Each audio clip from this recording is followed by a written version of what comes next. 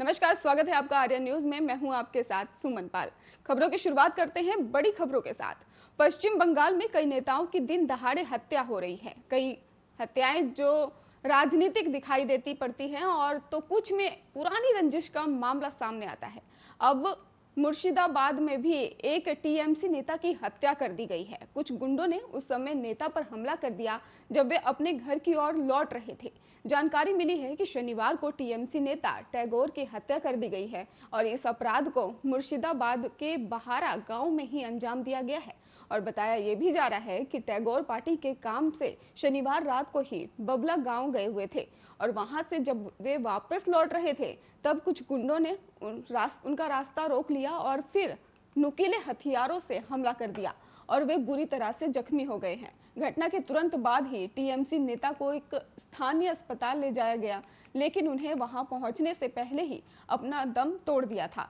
और आपको ये भी बता दें कि अभी तक हमले की किसी ने जिम्मेदारी नहीं ली है और पुलिस द्वारा किसी को गिरफ्तार भी नहीं किया गया है। और लेकिन ये भी कहा जा रहा है कि इस हत्या के बाद से ही इलाके में माहौल काफी तनावपूर्ण दिखाई दे रहा है। जैसे ही टीएमसी नेता की हत्या वाली बात क्षेत्र में फैली, समर्थकों द्वारा कई घरों को आग के हवाले कर दिया गया। स्थिति को बिगड़ता देख भारी संख्या में फोर्स को तैनात कर दिया गया है। और मृतक टैगोर की बात करें तो टीएमसी के लिए लंबे समय से काम कर रहे थे वो, और उनकी पत्नी रूपाली बीबी भी टीएमसी की ही सदस्य हैं। और आपको ये भी बता दें कि पंचायत स्तर पर काम कर चुकी हैं वो और कर भी रही हैं, लेकिन अब कुछ गुंडों ने उनके पति की हत्या कर दी है और पूरे क्षेत्र का माहौल जो है वो तनावपूर्ण दिखाई दे रहा है। वैसे 2 हफ्ते पहले ही इटाहार में ही बीजेपी नेता की भी हत्या कर दी गई थी। बीजेपी ने उस हत्या का जिम्मेदार जो है टीएमसी को बताया था, लेकिन टैगोर के मामले में अभी तक कोई राजनीतिक एंगल सामने नहीं आ पाया है।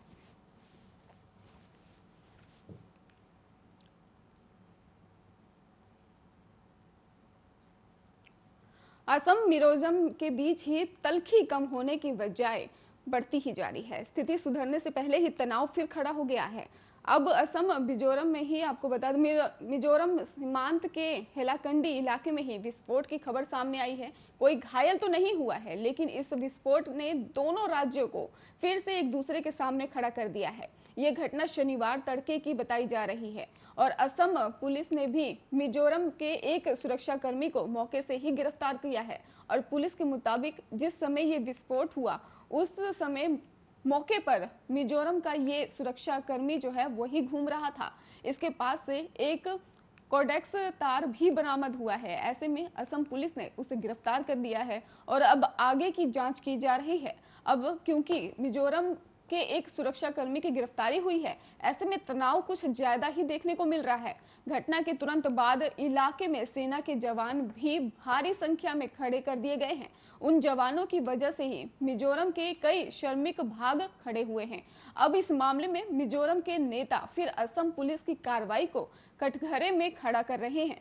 मिजो संगठन मिजो जिरलाई पावल ने ही एक बयान जारी कर कहा है कि अगर उनके सुरक्षाकर्मी को जल्द नहीं छोड़ा गया तो असम के वाहनों को मिजोरम में एंट्री नहीं मिलेगी। वैसे जिस समय ये विस्फोट हुआ था उसकी टाइमिंग को लेकर भी कई सवाल जो है वो उठाए जा रहे हैं। दरअसल बीते कुछ दिनों से ही असम पुलिस कचुरथल इलाके में बन रहे एक पुल निर्माण का विरोध कर रही है। अब ये पुल कुल अगर 5 ऐसी जगहों से होता हुआ निकलेगा जहां पर दोनों मिजोरम और असम के बीच सीमा विवाद है। ऐसे में उस विरोध के बीच ये विस्फोट हुआ है और अब असम सरकार इसकी एक विस्तृत जांच करना चाहती है। जानकारी के लिए बता दें कि असम और मिजोरम के रिश्ते इस साल 26 जुलाई को सबसे ज्यादा बिगड़ गए थे।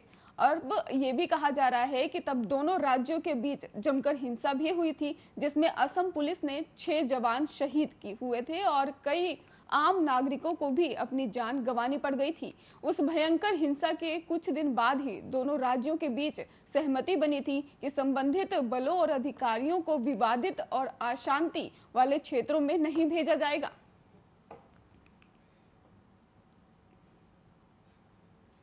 उत्तर प्रदेश में होने वाले 2022 के विधानसभा चुनाव में आम आदमी पार्टी भी अपनी जमीन तलाशने में जुटी हुई है। पार्टी पूरे प्रदेश में कई जनसभाएं भी कर चुकी है। इसी क्रम में आज गाजियाबाद के घंटा घर में भी एक रैली का आयोजन किया गया और आम आदमी पार्टी की तरफ से राज्यसभा सांसद संजय सिंह ने कार्यकर्ताओं के बीच पहुंचे और रैली के कार्यक्रम को आगे बढ़ाया। इस दौरान संजय सिंह ने योगी सरकार पर भी हमला बोलते हुए कहा कि उत्तर प्रदेश की जनता अभी भी कोरोना की मार नहीं भूली है। प्रदेश की जनता गंगा में सड़ने और बहने वाली लाशों को नहीं भुला पाई है। संजय सिंह ने यह भी कहा कि उत्तर प्रदेश में स्वास्थ्य विभाग पहले से भी ज्यादा खराब स्थिति में पहुंच गया है। इसके अलावा किसी भी प्रदेश को बनाने के लिए शिक्षा सबसे अहम मुद्दा होता है, लेकिन उत्तर प्रदेश में शिक्षा का स्तर लगातार घटता ही जा रहा है।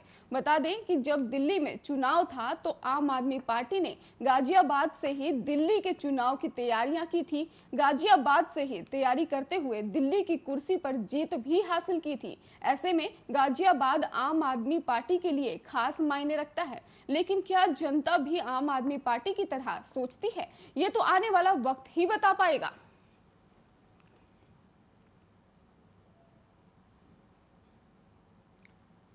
मुंबई ड्रग्स मामले में शाहरुख खान के बेटे आर्यन खान को जरूर जमानत मिल चुकी है, लेकिन महाराष्ट्र सरकार में मंत्री नवाब मलिक के बयानों की वजह से ये केस सुर्खियों में बना हुआ है। अब भारतीय जनता पार्टी युवा मोर्चा के पूर्व अध्यक्ष मोहित कंबोज ने भी नवाब मलिक पर 100 करोड़ का मानहानि मुकदमा ठोक दिया है और पिछले कई दिनों से नवाब मलिक लगातार बीजेपी नेता मोहित कंबोज में ही और उनके परिवार पर गंभीर आरोप लगा रहे थे। और आपको ये भी बता दें कि मुंबई ड्रग्स केस में भी लगातार उनके परिवार का कनेक्शन रखा जा रहा था।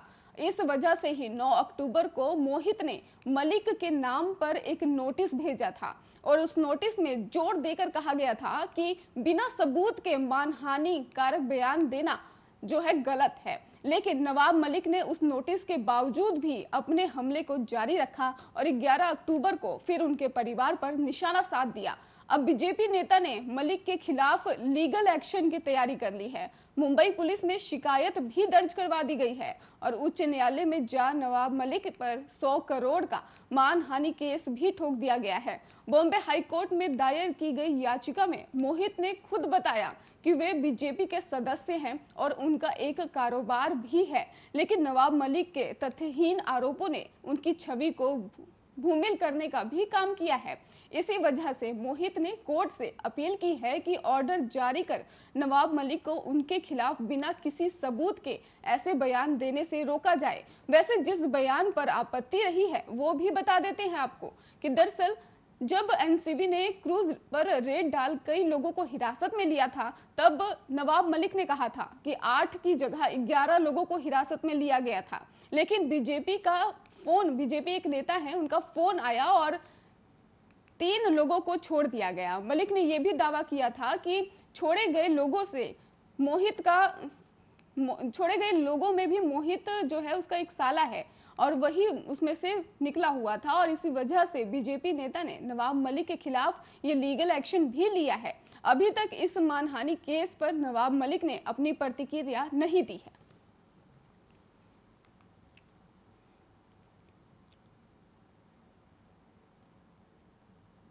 सत्तारूढ़ भारतीय जनता पार्टी पर निशाना साधते हुए शिवसेना सांसद संजय राउत ने शनिवार को कहा कि 2024 में उस गठबंधन की सरकार केंद्र में आएगी जिसमें कांग्रेस प्रमुख पार्टी होगी। पुणे प्रेस क्लब द्वारा आयोजित जेएस क्रांतिकर समिति व्याख्यान देने के बाद राउत ने यह भी कहा कि बिना कांग्रेस के कोई सरकार नहीं बन सकती जो देश की प्रमुख और गहरी जड़ों वाली पार्टी हो। कांग्रेस मुख्य विपक्षी दल भी है, अन्य दल क्षेत्रीय हैं। कई दशकों तक बीजेपी के सत्ता में रहने संबंधी राजनीतिक रणनीतिकार प्रशांत किशोर के बयान के बारे में पूछे जाने पर राउत ने यह भी कहा कि बीजेपी भारतीय राजनीति में रहेगी, लेकिन विपक्षी दल के रूप में उन्होंने कहा कि बीजेपी दावा करती है कि ये दुनिया सबसे बड़ी पार्टी है, दुनिया की जो सबसे बड़ी पार्टी कहा जाता है, लेकिन अगर दुनिया की सबसे बड़ी पार्टी चुनाव हार जाती है तो वो विपक्षी पार्टी बन जाएगी। उदाहरण के लिए महाराष्ट्र में बीजेपी 105 विधायकों के साथ मुख्य विपक्षी दल है। बीजेपी शासित उत्तर प्रदेश में आगामी विधानसभा चुनाव के बारे में पूछे जाने पर राउत ने कहा कि इस समय हमारा ध्यान दादरा नगर हवेली और गोवा पर है। उत्तर प्रदेश के चुनाव के लिए अभी समय है। हम उत्तर प्रदेश में छोटे दल हैं लेकिन चुनाव लड़ेंगे। राउत ने यह भी आरोप लगाया कि केंद्र सरकार केवल अपने पक्ष में खबरें चाहती है। उन्होंने कहा, एक अखबार ने गंगा नदी में तैरती लाशों पर खबर प्रकाशित की तो आयकर विभाग ने उसके दफ्तरों पर छापेमारी की। उन्होंने आरोप लगाया कि जो उद्योग कारोबार के लिए लाइसेंस चाहते थे उन्हें मीडिया संस्थानों में निवेश कराया गया ताकि सरकार मीडिया पर नियंत्रण कर सके।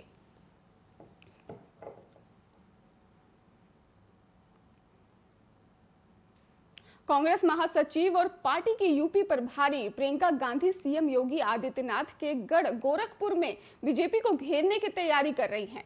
प्रियंका गांधी आज गोरखपुर में प्रतिज्ञा रैली करेंगी और रामगढ़ ताल स्थित चंपा देवी पार्क में होने वाली प्रतिज्ञा रैली में प्रियंका गांधी यूपी में कांग्रेस की सरकार बनने पर अपनी प्रतिज्ञाओं का पूरा करने का भी विश्वास भी दिलवाएंगी। आपको ये भी बता दें कि प्रियंका की प्रतिज्ञा रैली में उद्देश्य कार्यकर्ताओं में जोश भरना भी है और माना यह भी जा रहा है कि इस रैली में कांग्रेस लाखों की भीड़ जुटाने वाली है। दोपहर 1 बजे होने वाली प्रियंका गांधी की इस रैली में कांग्रेस के कई दिग्गज जुटेंगे।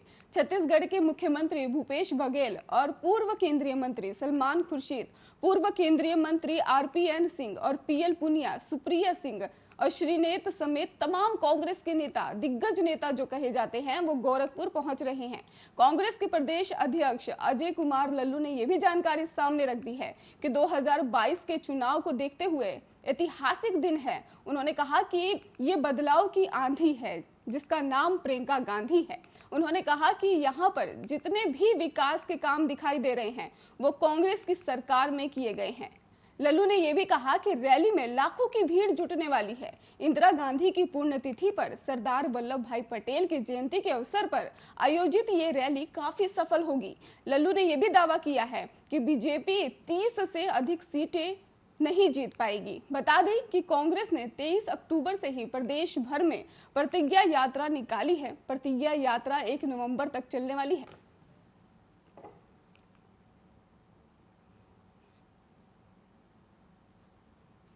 अमेरिका में एक कंपनी के भारतीय मूल के सीईओ की कथित तौर पर एक व्यक्ति ने डकैती के प्रयास में हत्या कर दी है। वो शख्स लगभग $10,000 जीतने के बाद कैसीनो में ही अपने घर पहुंचा हुआ था। और आपको ये भी बता दें कि मृतक की पहचान ऑरेक्स लैबोरेटरीज के प्रमुख 54 वर्षीय श्रीरंगा अरवापल्ली के रूप में हुई है। और अधिकारियों ने बताया है कि मंगलवार की सुबह ही शख्स के घर पहुंचने के बाद उसकी गोली मारकर हत्या कर दी गई।